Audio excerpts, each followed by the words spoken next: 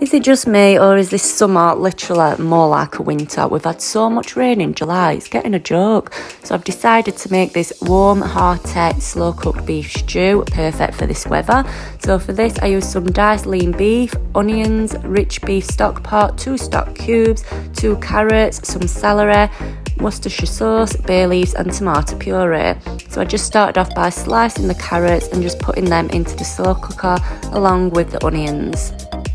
Then I've thrown in some sliced celery. My celery is frozen, and then I sprayed a pan with fry light ready to put the beef in.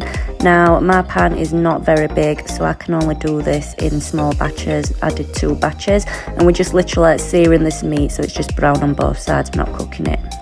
Once all browned off, I just threw in the slow cooker and put in the next batch and season that with salt and pepper.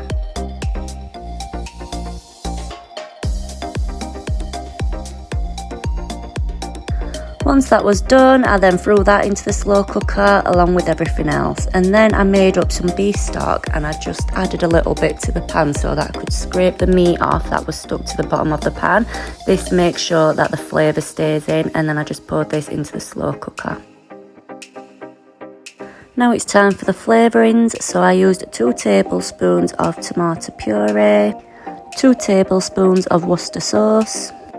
Now you can see me doing 4 tablespoons, but that's because this is the measurement of half a tablespoon. This spoon, I don't know where my tablespoon's gone. But then I've added 1 beef stock pot into there as well, along with 250 ml of stock. And just give that all a good mix together to combine it well. And then I've decided to add a bit of thyme into this for some extra flavouring. Thrown a few bay leaves in there, I put 3 in there, and then you're just literally going to put the lid on and cook on slow for about 6 to 8 hours.